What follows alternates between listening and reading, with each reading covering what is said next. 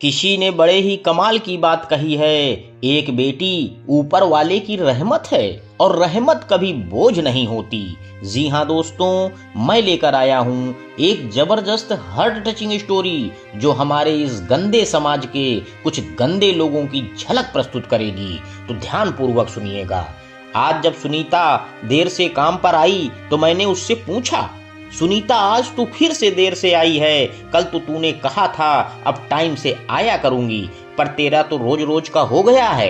यह रोज रोज का देर से आने का झंझट अब खत्म कर दे सुनीता। मुझे सुबह सुबह उठकर रिंकी पिंकी का टिफिन, तुम्हारे साहब का लंच और सासू माँ का खाना बनाना होता है। फिर मुझे तेरे काम के बाद छोटी बच्चियों को शास्त्रीय नृत्य संगीत की भी क्लास देने के लिए वहां सदर बाजार के पीछे वाली बस्ती में जाना होता है, क्योंकि वे बच्चियां बहुत ही गरीब तबके से आती हैं और मेरा मानना है कि हुनर को हर हालत में सामने लाना ही चाहिए, चाहे वो किसी भी वर्ग किसी भी तबके के बच्चों में हो।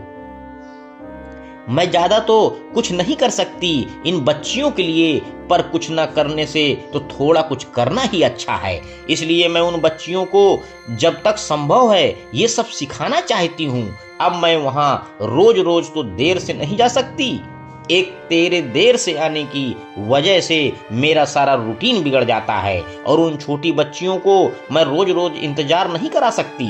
मेरे इतना कहने पर सुनीता बोली, मेरी बात तो सुनिए मैम साहब कि मैं आज फिर क्यों देर से आई हूँ। पहले तो आप ये लड्डू खाइए, मैंने आज अपनी पूरी बस्ती में ये मोतीचूर के लड्डू बांटे हैं। तब मैंने बड़े ही आश्चर्य से उससे पूछा, ये मोतीचूर के लड्डू क्यों बांटे जा रहे हैं? वैसे तो तेरा खर्चा पूरा नहीं पड़ता, हर समय महंगाई का रोना रोती रहती है और देखो लड्डू बांटे जा रहे हैं।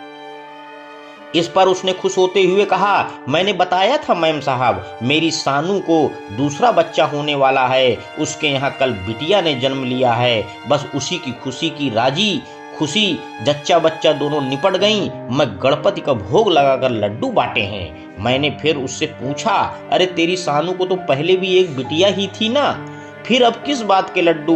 मैंने उसकी माली हालत को ध्यान में रखते हुए ऐसे ही पूछ लिया। इस पर सुनीता बोली, मैम साहब, बच्चे का जन्म लेना ही अपने आप में खुशखबरी है और कौन जाने मेरी सानू के यहाँ लक्ष्मी के साथ साथ सरस्वती भी आना चाहती हो। मैं अनपढ़ जरूर हूँ मैम साहब, पर मेरे लिए तो बच्चा सिर्फ बच्चा ही होता है और यह लड़के कौन सुरखाब के पर लगाए होते हैं। मैं मन ही मन उसकी इतनी अच्छी बातें सुन मुस्कुरा रही थी और वो भी थी जो बोले ही जा रही थी। उसने आगे कहा, अब मेरे बेटे को ही देख लो, मैंने बेटा और बेटी दोनों की परवरिश एक सी की, पर वो आज तक कोई ढंग का रोजगार भी न कर सका और मेरी सानू आज पढ़ लिख कर सरकारी स्कूल में 8वीं तक के बच्चों को पढ़ाती है। सानू की दादी आज जिंदा नहीं है, नहीं तो देख लेती कि जिस छोरी को वह हर टाइम गरिया कर बात करती थी, थोड़े साधन में ही पढ़ लिख कर मेरी सानू अध्यापिका बन गई और वो दादी का लाडला मोहित आज तक यूं ही आवारा घूम रहा है। मेरे हिसाब से तो लड़की और लड़के दोनों में ही कोई फर्क नहीं करना चाहिए, क्योंकि दोनों ही जने तो औरत के पेट से ही हैं। और मेरा मानना है कि ईश्वर यदि भाग्य से लड़का देता है तो सौभाग्य से बेटियां देता है। मैं उस समय सुनीता की बात सुनकर गहरे सोच में रह गई।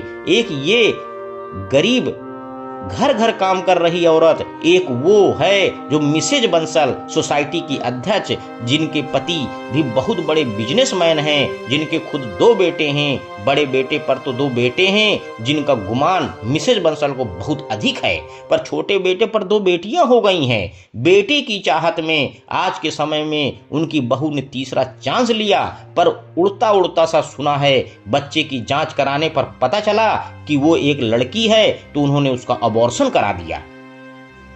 मैं सोचती हूँ किस तरह एक माँ एक परिवार अपने ही घर के अंश को जन्म लेने से पहले सिर्फ इसलिए मार देते हैं क्योंकि वह एक लड़की है। वो भी वो लोग जो सोसाइटी में अपने आप सबसे मॉडर्न दिखाते हैं, पढ़े लिखे दिखाते हैं। मेरा सोचना है कि ऐसे पढ़े लिखे लोगों से तो सुनीता जैसा गंवार अनपढ़ लोग ही अच्छे हैं।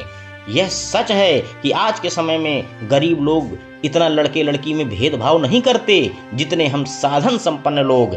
हमने चिकित्सा में आई तकनीकियों की सुविधा को अपने स्वार्थ के लिए इस्तेमाल किया है। श्रीमती बंसल से पूछने पर वह कहती हैं कि बच्चे की ग्रोथ नहीं थी, तो एक बार तो लगा कि हो सकता है वो सही कह रही हों, पर कुछ ही समय बाद जब पता लगा कि उन्होंने किसी अस्पताल से बेटा गोद लिया है अपने छोटे बेटे के वंश को आगे बढ़ाने के लिए, तब इस बात में कोई शक बाकी न रहा कि उन्होंने अपनी बहू की तीसरी औलाद का अबॉर्शन करा दिया। और इसमें मैं गलती मिसेज बंसल से ज्यादा उनकी बहू और बेटे की मानती हूँ। क्या वे इतने समर्थ नहीं थे कि उस बच्ची को पाल सकते, या उन्हें इतनी समझ नहीं थी कि वे अपने ही अंश को मारने से क्या फायदा होता। लेकिन उन्हें तो सोसाइटी में अपने आप को सबसे हाई फाई दिखाना था, 3 बेटियों का पिता नहीं।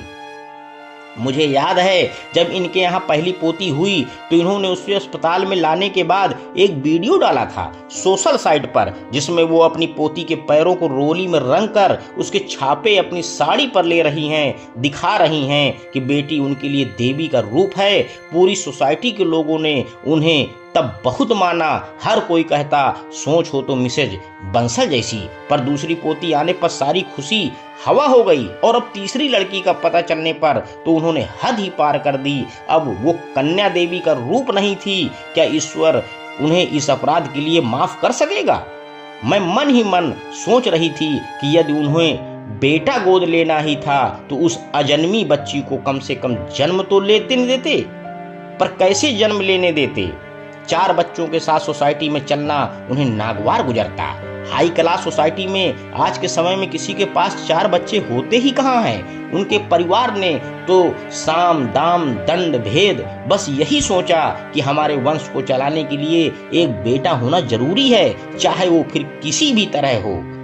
मेरा ऐसा लोगों से कहना है कि उन लोगों से पूछो जिनको ईश्वर औलाद ही नहीं देता, और तुम ईश्वर के वरदान उन फूलों जैसे बच्चियों को जन्म लेने से ही पहले मारने पर उतारू हो। क्या खुद को भगवान समझ बैठे हो? मुझे तो सोच कर ही घिन आती है ऐसे लोगों पर, ऐसे लोगों से जो पढ़ लिख कर भी गंवार हैं, जाहिल हैं, कलंक हैं समाज के नाम पर। इन जैसे लोगों का तो समाज से बहिष्कार करना चाहिए। ऐसे लोग सिर्फ पहनावे से मॉडर्न दिखते हैं, पर इनकी सोच तो उन सदियों पुराने लोगों से भी बहुत खराब है जो कभी बेटा और बेटी में भेदभाव किया करते थे। इन जैसे लोगों को बच्चे सिर्फ 1 या 2 चाहिए, पर उनमें बेटा होना जरूरी है।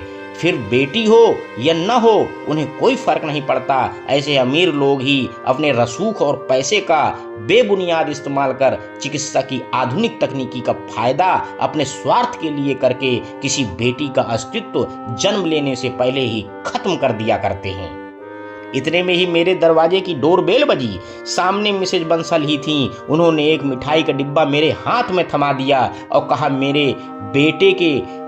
मेरा बेटा एक बेटे को गोद लिया है, यह उसी की खुशी की मिठाई है। मेरा मन तो हुआ कि कह दूं कि यदि यह मिठाई आपकी पोती के होने की आप बांटती तो शायद मैं बहुत खुश होती, पर कुछ कह न सकी। मैंने वह मिठाई का डिब्बा उठाकर सुनीता को दे दिया, मन में ये सोचकर कि कुछ लोग तो हैं इस दुनिया में जो अच्छी सोच वाले, जो हर जन्म लेने वाली बेटी की कद्र करता है। मैंने उस डिब्बे के साथ 1100 रुपए भी सुनीता को दिए, यह कहकर कि यह मेरी तरफ से तेरी बेटी के घर दूसरी बेटी होने की खुशी में है। दोस्तों, इस छोटी सी कहानी से हमें सीख क्या मिलती है? खिलती हुई कलियां हैं बेटियां, माँ बाप का दर्द समझती हैं बेटियां, घर को रोशन करती हैं बेटियां, लड़के आज हैं तो आने वाला कल हैं बेटियां। अंत में दोस्तों, आपसे सिर्फ एक बात पूछना चाहता हूं कि माँ चाहिए, पत्नी चाहिए, बहन चाहिए, फिर इस गंदे समाज के कुछ गंदे लोगों को बेटी क्यों नहीं चाहिए?